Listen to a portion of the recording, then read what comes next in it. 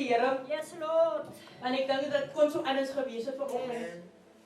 En ek sit toe daar en ek raak so bewoe, ek groet een en elke gesag, en elke broer en suster, ek raak so bewoe, want ek dink die pad langs wat die Here my gebring het. En ek besef, my skoene het nie gesluit en my klere het nie stukken geraak langs die pad nie. Ek is nog jong, 30 jaar oud. Maar die Bybel sê my skoene het nie stukken geraak op die pad nie. En my klere het nie stukken geraak. Yes, Lord. Ek is nog heel. Ek het die heel aan die kant uitgekom. En ek sta nie vandag meer as 'n oorwinnaar. 30 jaar gelede was die dogtertjie gebore. Angela Moudai Koshai. Dat is my nooit van verwerp. In my moeder skoot verwerp. My pa het my verwerp. My ma het my verwerp die dag toe ek gebore was, toe ek verwerp. Ander mense moes my kom vat, dat my ouma en my oupa gewees het. Hulle moes my kom vat en my grootma. Vandag 1 af my ma, ek is seker of sy my gebors moet het of wat nie. Dag 1. En baie van ons gaan deur verwerping. Nou nog by die werke ook oral waar ons kom. Ons gaan deur verwerping. Maar die Here het ons aangeneem vandag 1 af. Hy het gesê ek het jou geken. Voordat jy aan jou moeder skoot was. En ek vir jou geken en ek het jou by jou naam geroep. Jy is myne sê. Ek het my gesê jy is myne. Ek het dit verstaan nie vir 30 jaar. Ek het dit verstaan. Hoekom ek dit moet gaan nie. Hierdie verwerping nou nog. En ek het dit aanvaar want ek geweet die Here het vir my uitverkies. Vir sy werk, nie vir mense nie. Deur die verwerping gegaan op die ouderdom van 15 of 16 toe wil ek selfmoord pleeg. Hy verwerping het veroorsaak dat ek in 'n depressie gaan. Ek het nog nie die geestelike riem verstaan nie. Die God het dit nie verstaan nie. Depressie. 3 keer probeer selfmoord pleeg. Jong dogter, jong man, moenie jou lewe probeer neem. Deur mense wat jou te nakom. Ons is nog jonk. Come on. Moenie jou toekoms probeer eindig deur mense wat probeer stop wat die Here aan jou lewe wil probeer doen nie. En ons ken nie die planne van die Here nie. Hy sê in Jesaja van Jeremia 29, ek weet die planne wat ek kan gaan doen. Planne van voorspoed en nie teenspoed nie. Ons kan teenspoed ervaar langs die pad, maar dit is God se plan. So moenie God se plan verwar met die plan van die vyand, want die vyand sit mense op jou pad. Maar die Here kom red my. Deur selfmoord, 3 pogings. Die derde poging, want ek het gebid en ek was kwaad al my pogings en ek sê vir die Here, hoekom laat jy my lewe? Ek wil nie lewe nie. Jy sien hoe gaan dit die familie wat ek in groot word, die mense is teen my. Ek het nie lekker lewe nie. Almal is teen my. Maar die derde keer toe ek self moet probeer pleeg, sit Here mense op my pad. En een vra, as jy okay? As jy right? En ek begin nou sê, my Here, niemand weet wat aangaan met my nie. So dit kan nie U wees. Right. Maar nog altyd, ek is onkundig. Ek is nog nie so diep in die Here in nie. Bekeer aan en af. Want ek glo nog nie in die God nie. Want hoekom gaan die God vir my so laat voel en al die dinge deurgaan? En die derde jaar moet poging misluk ook. En ek gaan deur die lewe, 16, 15, deur die lewe. Daai jaar kan ek nog onthou, ek was 'n topstudent van graad 1 af, eerste plek. Eerste in my klas. Maar daai jaar, eerste jaar het ek probeer selfmoord pleeg en het my grade net so afgegaan.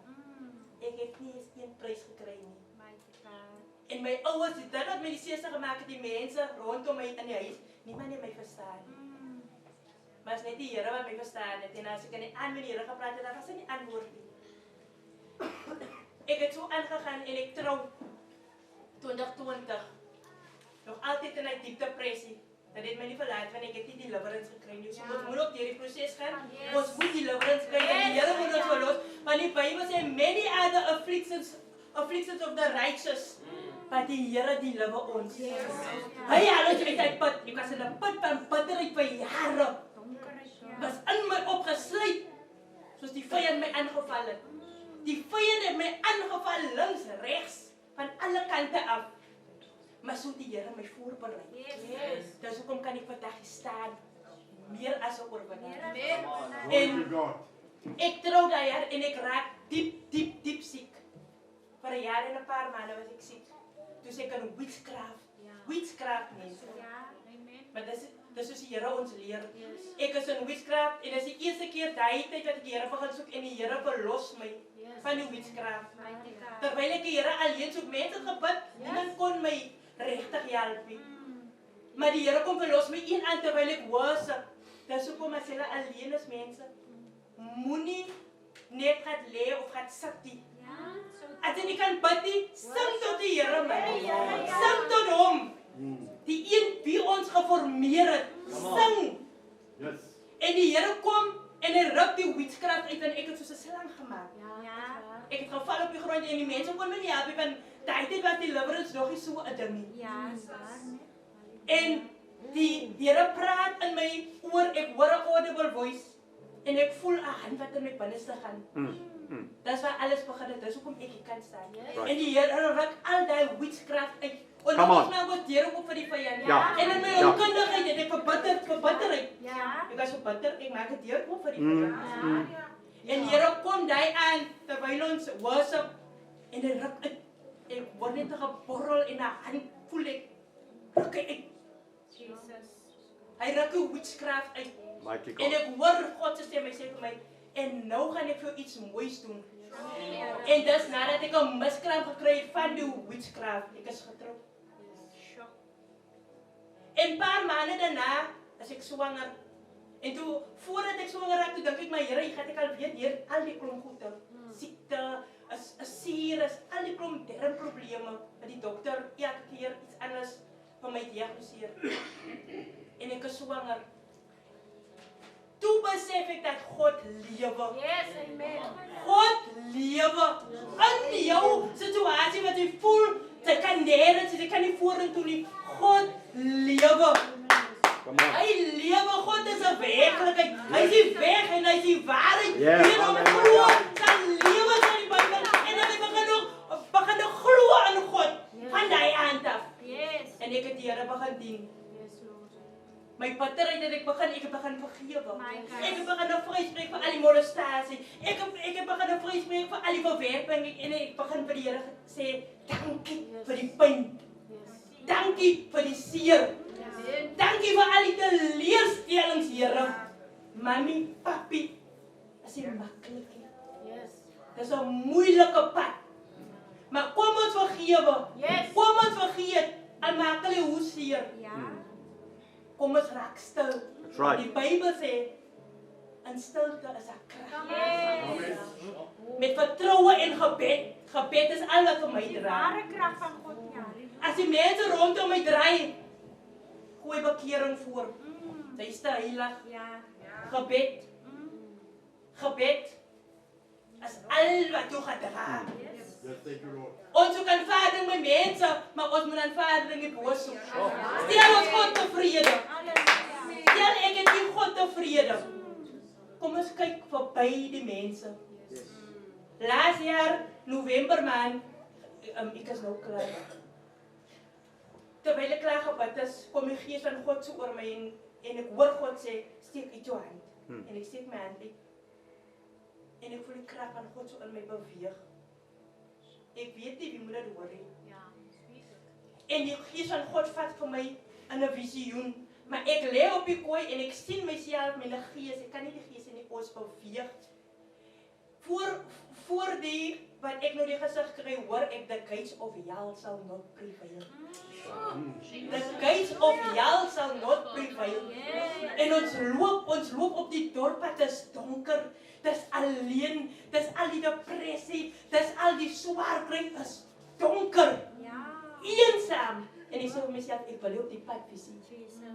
Here, ek wil op die pad wees en ek probeer my uitdruk, maar ek kan nie, die gees vat vir my. En die gees vat vir my en ons kom staan voor die hekke van die hel.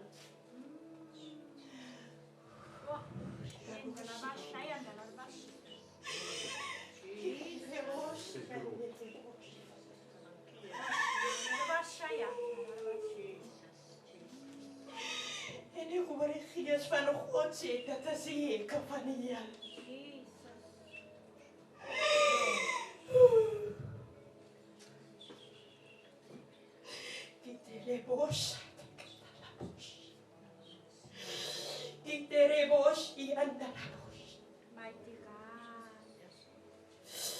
die gees van God vat my uit die visioen uit en ek kry die skrif uit Psalm 118 uit.